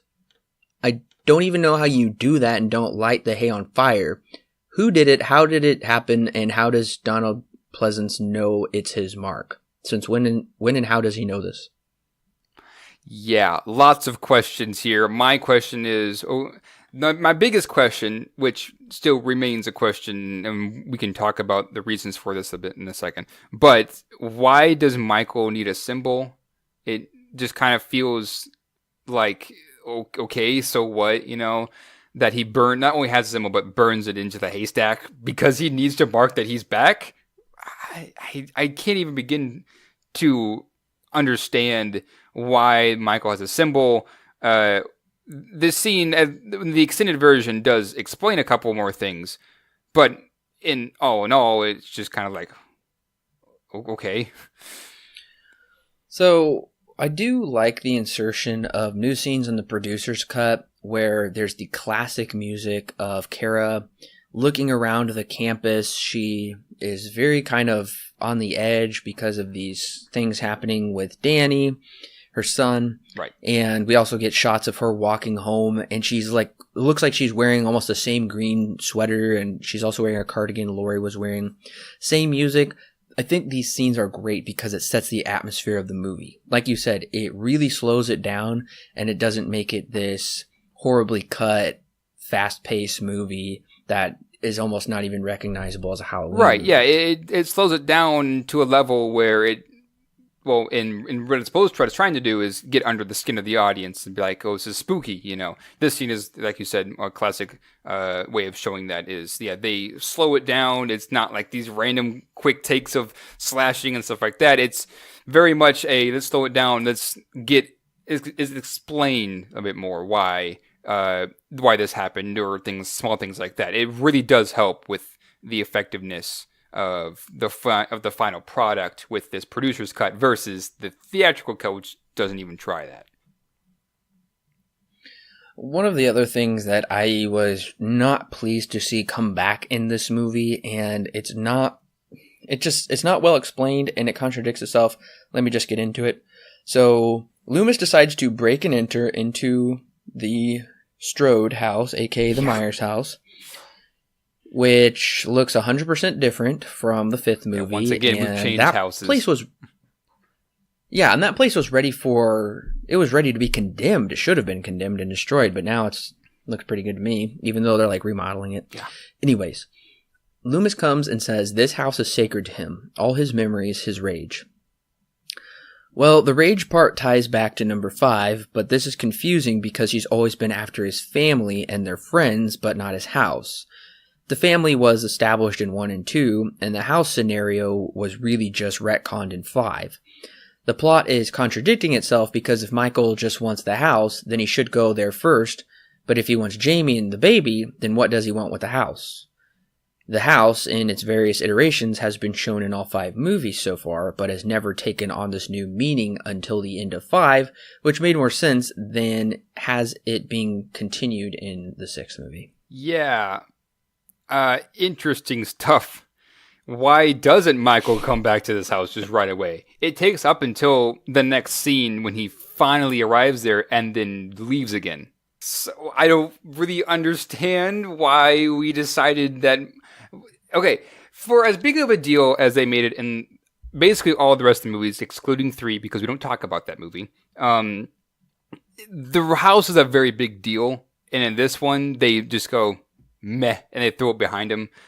Like, it is no big deal. And after this scene with Loomis, it is never brought up ever again that this house is for Michael and that he comes back because all of his stuff is here, his rage and all that kind of stuff. It's threw it all away. There is no conclusion for it. This is because they have a first act and a third act that loosely ties together. They have no idea what to do for the second act. They have no idea how to meet their runtime. So they're like, oh yeah, we kind of talked about the house in 5. They're living in the house. We're kind of talking about it. Let's just make up some bogus plot and waste all of our time about the house being some special significance where his rage and memories and everything began with him. It has nothing to do with the movie. And like I said, he's either after the house or he's after Jamie. But why would he be after the house? They provide no explanation. And of course, like I said, he hangs around the house to kill all of the Strodes. It's immediately dropped and we go back to Smith's Grove Sanitarium. Right. Honestly, I was like, maybe it would make more sense if instead of it being at Smith's Grove, it could be somewhere inside the Myers house. I could go with that because that would probably tie them closer together, but they don't. Right. And somehow, by some miracle, nobody in this family knows that this house was Michael Myers' house. Nobody explains to the family, and this is a pretty big deal that's brought up later with the brother, is that he didn't know that Michael Myers lived in this house. I can't begin to understand how they've lived there for however long they've lived there, and somehow nobody told them, hey, by the way, you're living in the house of one of the worst serial killers in American history. I mean, for the movie, of course. It's like mind-boggling that this kid who also goes to high school is just ignorant to this. That is completely mind-boggling, and it's completely unbelievable as well. Of course, everybody would know. Yeah. I mean, they make posters of Michael Myers. They know it's been banned because of Halloween. And for Pete's sake, Laurie Strode, who was originally hunted down by him, is their relative. Right. And it even more crazy that it is a Strode family coming back to essentially live in the house. And they never heard of this Michael Myers living in this house. What is that? It makes no sense to me. And both cuts don't even address this, which is sad. Well, the one thing that I am a little bit glad about is in the producer's cut, Loomis talking about the nonsense of the house is fairly trimmed down. Yeah. He kind of seems to say, he's like, it's possible since you're related to Laurie Strode, and, you know, just because of the Strode connection, you could be targets. Okay, that's much better, thankfully. Right. So, also, I did notice this movie also did a lot of visual nods to the original first Halloween movie, especially the producer's cut, but this one does as well, like Tommy dropping the pumpkin, Kara walking home, shots of, in the producer's cut, Danny looks out the window a few times and sees Michael standing there. Also, the parents in this movie are named John and Deborah, clearly a nod to John Carpenter and Deborah Hill, the creators of the series. So, I mean, I'll give it credit for creating those kind of allusions and callbacks. The theatrical cut doesn't really do a very good job, but at least the producers does. Yeah, it's very clear that the writer, I always forget his name, Farrens, he even said, and this is in the article that I read, he was very much trying to harken back and reference the other two movies, the first two, John Carpenter, all stuff like that. He wanted to kind of, once again, like I said earlier, he wanted to mesh this with 1 and 2 and get them connected. And he had small details here and there, like you just mentioned, the dropping of the pumpkin and the mom and dad, things like that. He's trying to tie this whole series together in a way that makes a little bit of sense. Right. Okay. So I was looking more at my notes of the producer's cut, and Tommy does explain anyone living in Michael's house, he thinks that's his family. So I was really disappointed to see that. And he also says if Michael kills the last of his kin, then his power is over. But this begs the question, why make a baby in the first place? And I don't know how Tommy would even know that. My guess is that it has to be a boy, but even then you are pretty lucky to get a boy on the first try. I'm just saying, I don't know. They don't ever explain. It makes no sense. The baby doesn't really do much. I think the only reason why is because it's spookier when a kid is in danger. I honestly don't know why this is all a thing. Why there is a baby involved in this. Once again, Rosemary's Baby had a baby, of course, but at least that one made sense, and that one had a clear reason for it. I kind of want to stop comparing this to Rosemary's Baby because beyond the baby part, they are kind of different. Okay, so I've got a few questions for you. What do you think of Michael not using his signature knife in this movie? He just uses lots of various equipment. What do you think of his walk? He doesn't have that robotic walk. He has this big lumbering walk where he throws his arms back and forth. And then what do you think of the new mask? So I'll work backwards. The new mask, I mean, it looks pretty similar to the 1 and 5, which I know we both kind of liked, but maybe a little bit more basic towards 1 and 4. I know that they wanted to go more for the mask in 4. So, I mean, it works. It is not so basic that it is kind of silly like it is in 4. Yeah, the actor who plays him, I guess it kind of depends on what cut we're talking about. Yeah, at times he doesn't exactly feel like Michael Myers to me. He just kind of, because Michael Myers, he has this persona in this way of acting whenever he is on screen. And they kind of have that, but the walk is a bit different. The small details are a little bit different. We don't, in the theatrical cut, we don't spend very much time with Michael, just in general, which is an odd choice, at least up until the very end. Producer's cut definitely has more time spent on him. And so, yeah, this Michael is interesting. And in terms of the knife, they did bring it back in the end when, after he kills the mom, and then, Kara is in the house, and Mom kind of flops down from the ceiling. You do see a knife in Mom, and he takes the knife out and begins to use that. Oh, no, that's the axe. Anyways, yeah, Michael doesn't use a knife. I didn't really notice that up until when you just mentioned it. That's interesting. Yeah, why didn't they use that? I don't know. That's kind of silly. To me, it seems like they're trying to be more like Friday the 13th, where you could use the harpoon gun or machete or whatever, axe. I don't know. I think the new mask looks fairly good. You can see some of the eyes too much, I think. The hair is too wild. I do miss the knife. Right. But not okay with the transitions in this movie.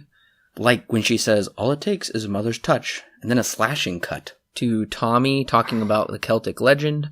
And I do want to mention here, the talk about Sam Hain is not out of left field, actually. If you go back and rewatch Halloween 2, you will notice that Michael wrote Sam Hain, which is not how it's pronounced. It's Samhain, I believe.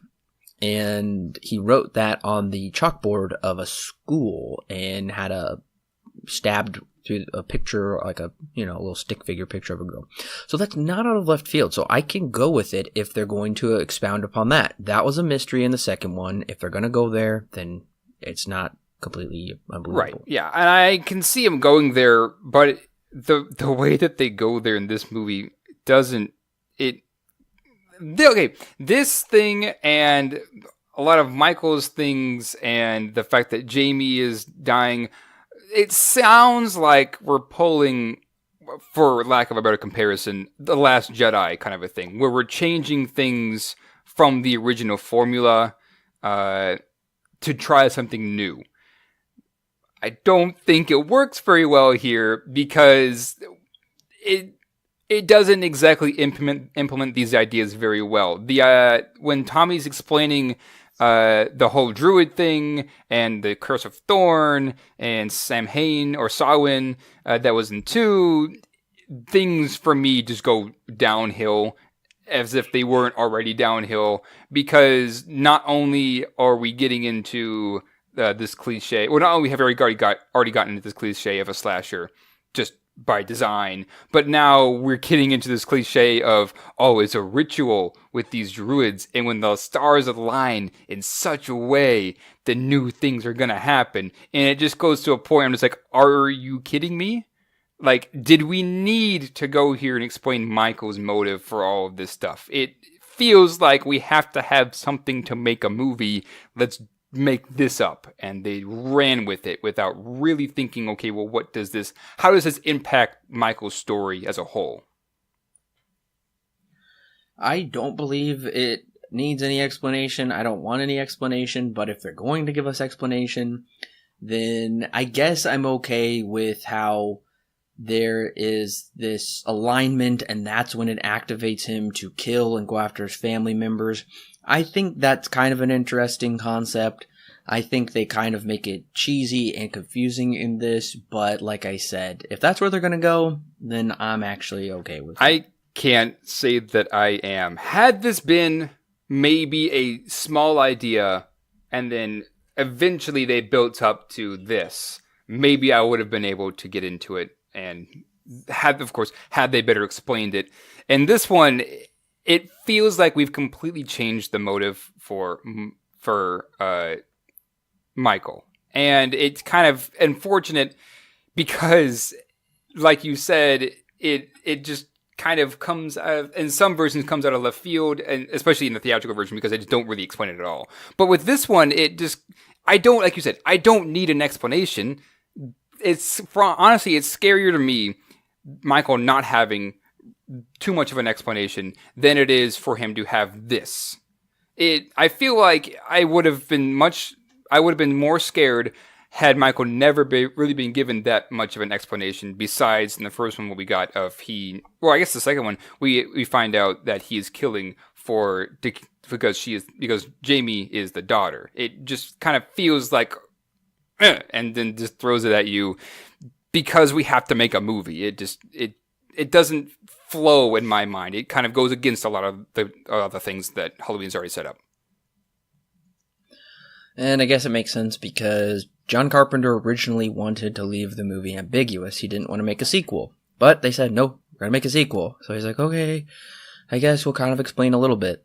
And they did. And then from there, it was just a tidal wave of over-explanation and going down an origin story that just completely lost the air of mystery to it. There really is no mystery anymore with Michael. It's all explained. And so now this kind of sets up for another movie. It's just like, well, it's just going to be on repeat now. Like, I'm curious. I'm really honestly curious to see what else they're going to throw into this pie, because this is a ridiculous recipe. Right. And it would have been very interesting to see what they would do with the 7th installment. But honestly, all of this talk of Celtic legends and whatnot, very much closer to Halloween 3 Season of the Witch. That's a great comparison. Poor movie to be compared to that one. And that's why it just seems like this could be honestly more of a successor to Halloween 3, with at least the ideas and concepts anyway. But anyways. But we do get some even more backstory. So apparently Mrs. Blankenship knows that Michael heard voices inside of his head. And apparently hearing voices is something they kind of took from the novelization of the original Halloween, where they said Michael's grandfather, I believe, heard voices. I didn't read it. I don't know. That's just what I read somewhere. Anyways. I don't know how she knows Danny hears voices. I don't know how she knows Michael heard voices. And she says, I was babysitting him that night. He basically just ran across the street and murdered his sister. None of this doesn't make any sense until you later find out she is a part of it. And she calls him Little Mikey Myers, which is stupid. And we are, however long into this movie, we're about 40 minutes. No. We're an hour in. And this is the first time she says a word in its entire movie. Both cuts have this. And so we're setting up this brand new character that's supposed to be some kind of surprise in the end. And it's just like, why are you doing this now? It's kind of late to be introducing new characters. Well, and this seems like kind of a horror trope, is you introduce a harmless little old lady in the first act, and then towards the beginning of the third act, you will find out she is insidious and has been doing some dark magic on you the whole time. Yeah. It's just a cliche. It comes out of nowhere. It's only... I really don't know why she was even in here in the first place. Had you taken her out, nothing much would have changed. I did like in the producer's cut, we saw a number of people, one of them was Miss Blankenship, in their outfits. What would have been more impactful is if there would have been people all along we saw throughout the movie. And then later on come to find out they've all been a part of it. Right. Now I know that was Farron's original idea. I think that would have been more effective because even the way they introduce these people in these shots of how they come into view, I'm like, wait, am I supposed to know who this is? Right. But I don't know anybody.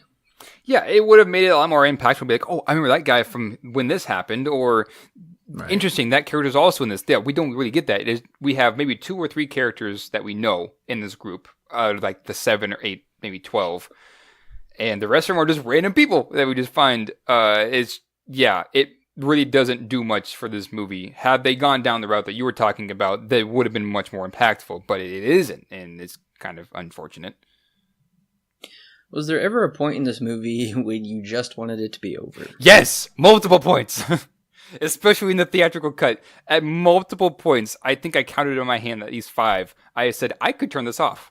I have the option to do so. And many times I came very close to doing that. I didn't, however. Now I'm kind of wondering if maybe I probably could and just gone straight for the producer's cut. Yes, multiple points. I'm just like, I could turn this off. I really could. I have that option. One of the points in the movie where it loses me in quick succession is when the dad's head explodes, and then second when the little girl says it's raining red. Yeah. My first time was when the dad was introduced, and he had his scene. That was when I was like, I could turn this off. I legit could during the theatrical cut. And because of everything else that had just gone on in a couple moments. But yes, dad's head exploding, I said, okay. I was more laughing than I was thinking that I could turn it off. And then, yeah, the whole thing with the kid, with the blood, yeah. Okay. It's like, at this point, we're just making it scary by any way we can. It feels like desperation. Okay, so, we get this whole big scene. At least we know why Barry is now murdered. It's because he accidentally went into the wrong van. We learned that in the producer's cut. That was a mystery to me in the theatrical cut. And it makes it so jarring when Michael comes out of nowhere. It does, but it shows all they had to do was insert the pan over shot of the van. I know. I mean, to be fair, it doesn't make complete sense, but it makes so much more sense that they show that he had accidentally gotten in the wrong van. And it's like, once again, like the line with the dad of his daughter, makes almost a world of difference that this small little detail that took 3 seconds to pan over and show makes this whole scene, or this whole sequence when the radio guy dies, makes a little bit more sense. Who would have knew? I don't think I can stress enough how much this movie proves how much music can make or break a movie. Yes. I just found the producer's cut to be so much more enjoyable, and it really set the tone so much more because of Alan Hower's score. Whereas the score in the theatrical cut, it just turns you off so much. Yeah. And something else. Okay, let's just go ahead and kind of get towards the end here and kind of talk about the differences between each. They're completely different. They're completely different. But first, I want to know your reaction to the revelation of who the Man in Black is. They've been teasing him for a full movie. They've been teasing him for all of this movie up until the beginning of the third act. Okay, have we seen his character before this movie? The Man in Black. Like his actual character, like Terrence. Oh, yeah. Terrence Wynn? Yeah, he was in the very beginning. Of number 1? No. No, the character of Terrence Wynn has never been seen or spoken of until this movie when we first see him come to Dr. Loomis's house. To talk about how he wants him to take over. Clearly, he means more than just Smith's Grove. He means the Cult of Thorn. So that is the first time we see this Dr. Wynn is in the beginning. And of course, he is sprinkled throughout because he is always playing both sides. Basically, Emperor Palpatine from Star Wars. Yeah. Okay. That's what I thought. I was kind of hoping that maybe he was another character that I just missed along the way. This is kind of underwhelming. I mean, I honestly, Man in Black was introduced in the last movie, and he's done very little. He shows up in a vision from Danny multiple points. He, as we come to believe now, that he is now the leader of this cult run by Terrence, who is the Man in Black. It's underwhelming. I don't really care because I never cared for Terrence as a character in the first place. He's just feels like, well, we set him up in the last movie. Crap, now we have to do something with it. And so they made Terrence a character and turned him in to the Man in Black. I mean, it makes sense because he runs the sanitarium and stuff like that. So I like that part of it. But in terms of a surprise, a twist, it's like, Yeah, I would have preferred them to bring back, because we do see who's in charge of Smith's Grove in the very first movie in a very brief scene.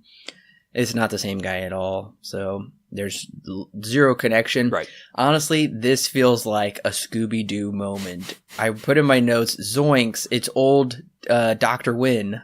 Yes. That is such a good comparison.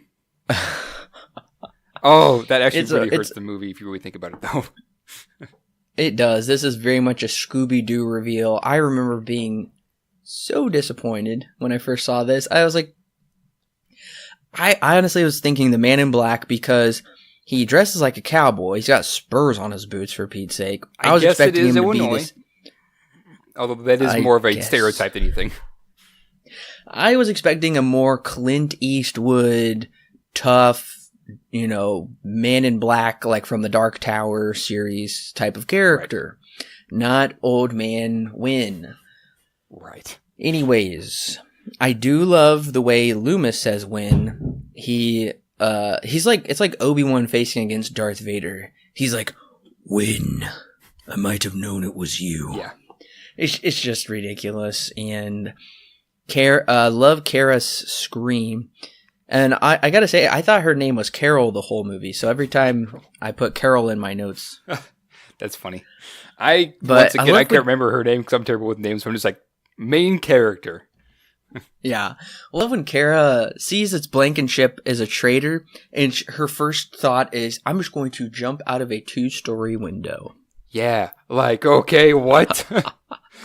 Just doesn't give it a second thought. Just darts for it. And her expression when it has the exterior shot of her going through the window is so funny because it's just so deadpan. Like the stunt double is just like, it's the 5th time I've done this.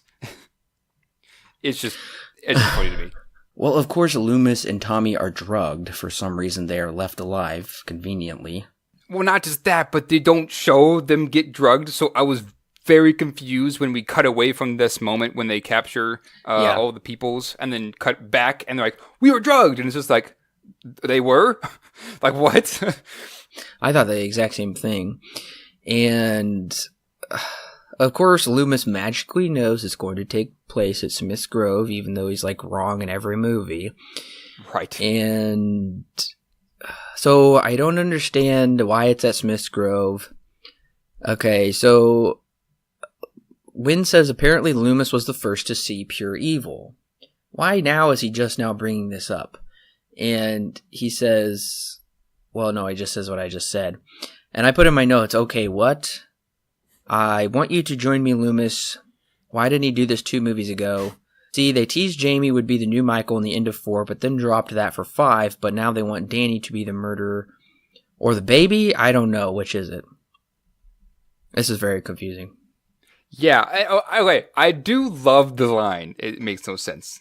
The line that Terrence says when he's talking about when you talk about all this, and yeah, Loomis says Loomis was the first one to see evil incarnate, and I said, but not the Myers family because they were the ones who saw Michael first. But the line that comes after this from Terrence is he talks about Michael and he says evil, pure, uncorrupted, ancient. And I'm just like, uncorrupted? And what? What? Untainted evil.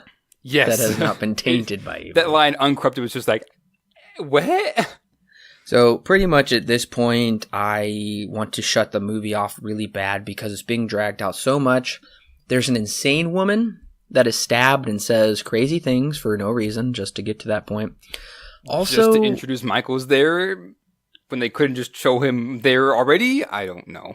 Right. Okay, and the baby's sitting there, and Danny's looking at x-rays, and the surgeons are about to do a surgery.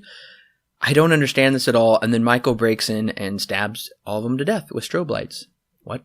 Yeah. And it's funny because random. Terrence has said, I'm the protector of Michael. And he's like, of course, for some reason, this in the theatrical has so many things wrong with it. For some reason, Michael is not the top dog. It's Terrence, actually, come to find out. Michael, which once again brings Michael's character down even more because he's just like, well, that's underwhelming that Michael essentially isn't doing what he wants to do. He's having to adhere to the rules or whatever.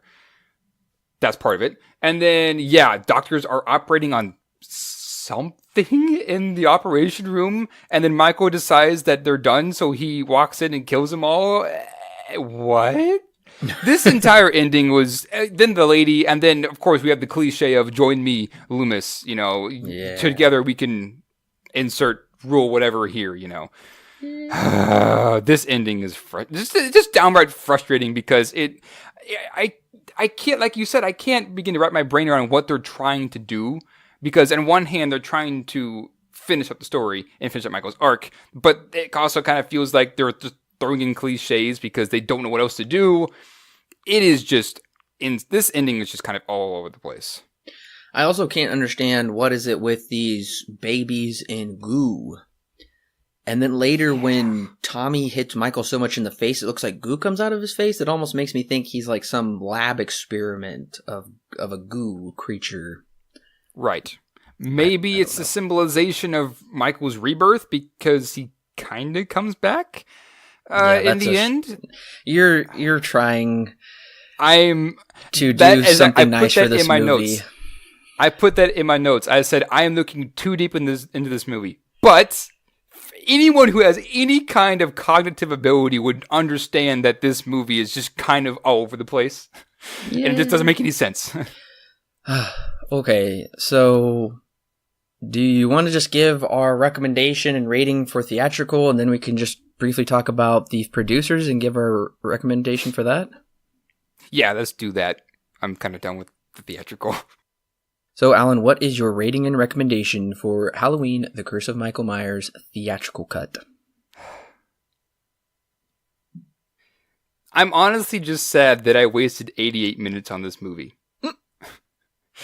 Because there are so many things wrong in this movie. And it kind of just leads me to believe that somebody who didn't know how to edit a movie, or better yet, somebody who learned, hey, look at this cool new trick I learned on Final Cut Pro or whatever, they decided they were going to edit this movie. And they took someone's previous work, and the Dimension Film said, here, just take it, give us something that's quicker. And from George Lucas, faster, more intense. It just feels like we're trying so hard to make a cut that is already probably the best it can be, even better, turns it back around, and now it's stupid again.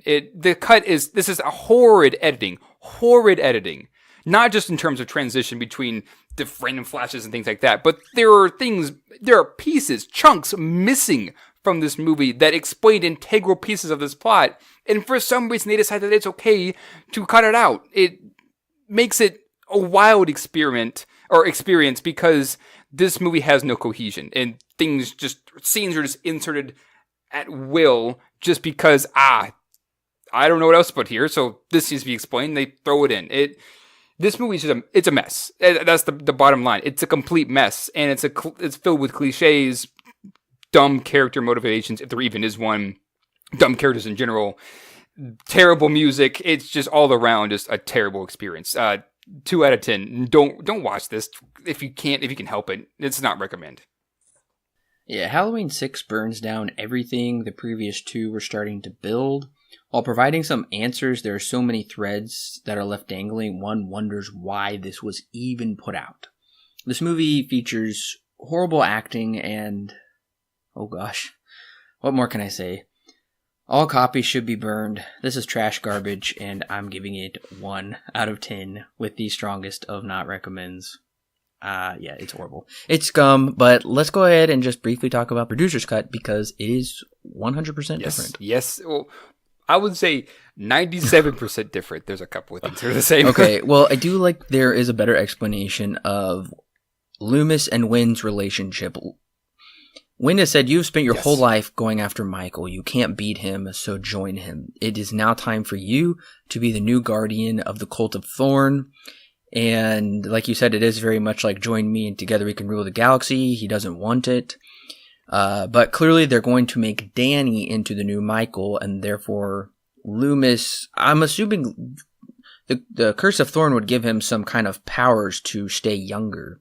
So it would be kind of cool if in Halloween 7 he was recast as a younger man. Because clearly he died, so they couldn't do anything with him with that. So I'm assuming he would be recast in a younger way.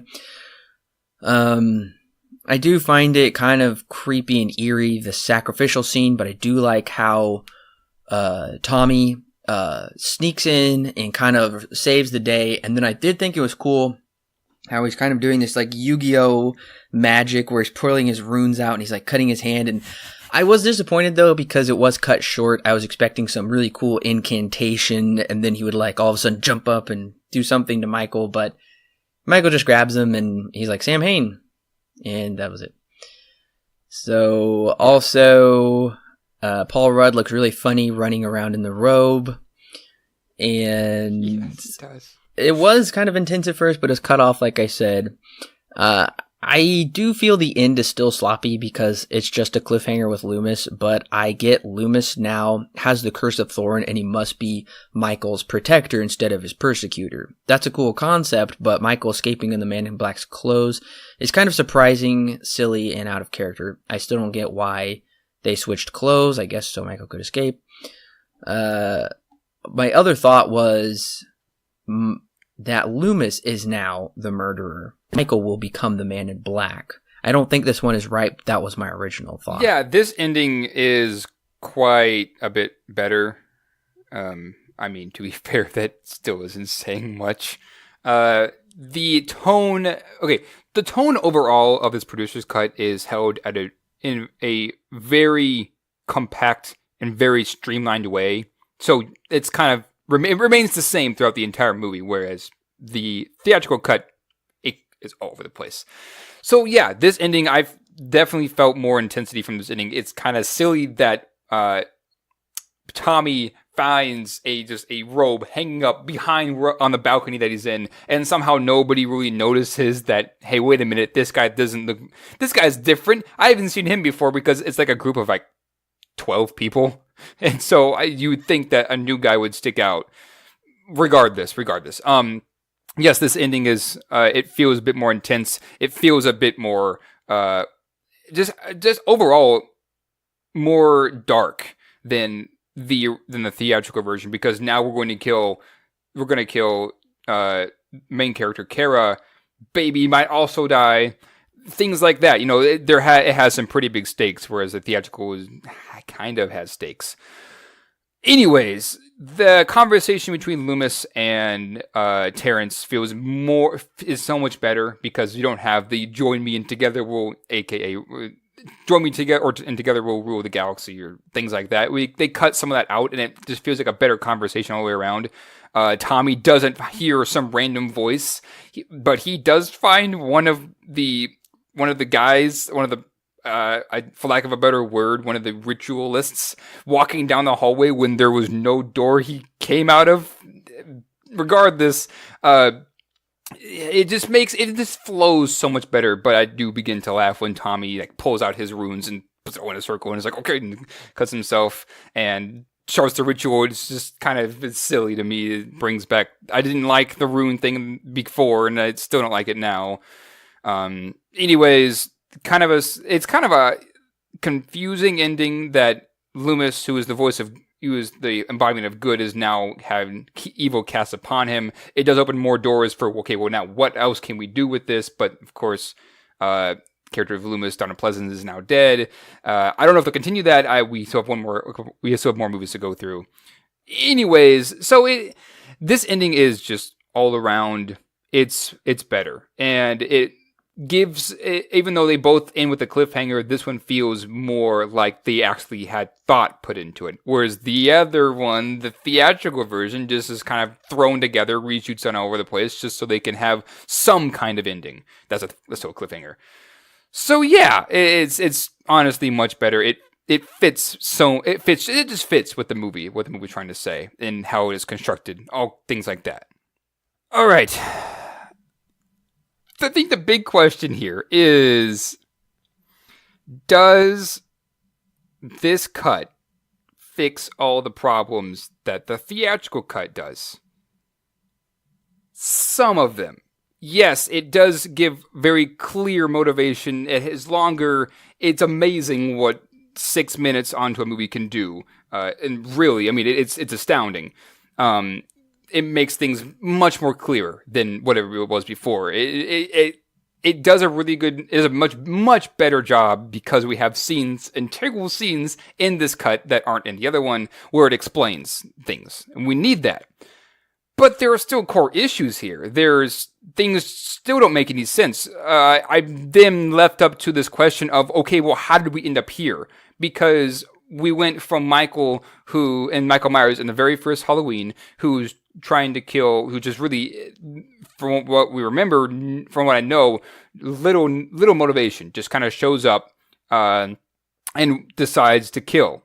And in this one, they then turned it into the constellation of the stars. They're aligned in such a way that this happens. And it's just like, how did we end up here? For some reason, someone thought this would be our man, the writer, that it was a better idea to introduce constellations, astronomy, more cultist things into a Halloween movie, which makes no sense. And it's such a dichotomy from every other movie that's come before it. I would even say 3, because at the very least, 3 is more of a pumpkin, has things like that inside of it, even though it is really stupid. It just feels like even though we fixed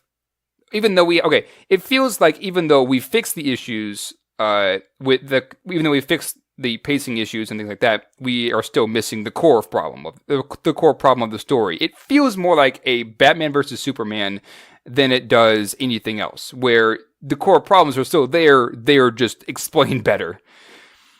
Overall, it's at least bearable. It's enjoyable to a certain extent, and it has serious issues, and I don't think I could ever return to this either cut, but it is better than the theatrical version. Much better. 4 out of 10, not recommend. Overall, I actually really liked this I can't believe you. It's it's the closest to the original in tone and visuals, and yes, I would like to return to it in the future. It fixes a lot of the plot holes and errors riddled in the first movie. The theatrical cut was so sloppily put together, it boggles the mind why they even put out that cut that had major issues when they clearly had this footage. This is pretty much an entirely different movie because of the direction that it takes. I'm so glad the producer's cut became a reality and fixed what was an abysmal mess. Now, I see why this is the superior cut. Funny how when I first watched it, I thought it was horrible and the theatrical was better. I can't believe you. I'm giving Halloween the Curse of Michael Myers 6 stars out of 10 with a slight recommend.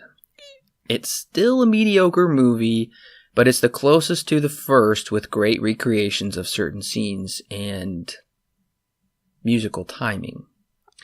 So yeah, I mean, it's still not a great movie, but it's kind of almost so bad it's good, but it's also kind of so weird it's good in a way. I still liked it, actually. The ideas were weird, and they took those risks, and they followed through with that really weird direction they took. Yeah, no, it's nowhere near the original or even the second one's fine, but anyways.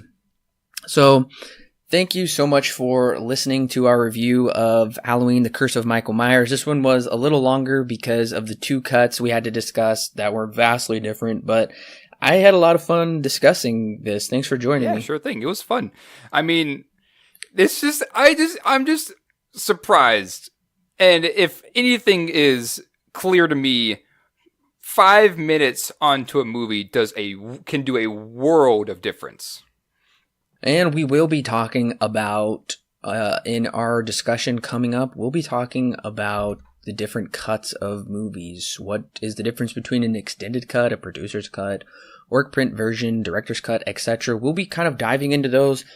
Are they better? Are they worse? Are they necessary? Are they unnecessary? And we'll be giving you multiple examples of different films that utilize that type of format. I'm really looking forward to the discussion. Also, our Patreon system, we're really close to finalizing it, and that If it's not up and live for you to start subscribing and getting some really cool extra content at the point of the release of this podcast, then it will be up very shortly afterwards. But make sure to share Silver Screen Guide, give this a like, and go ahead and follow us on your favorite social media platform, and so you never miss anything. But once again, thank you so much for continuing with us on this Halloween retrospective series. I'm super pumped for this October for the brand new film where John Carpenter is coming back to produce and do the score. Jamie Lee Curtis is coming back. It's the perfect storm. I'm super excited. So once again, thank you for joining us, and we'll catch you next time.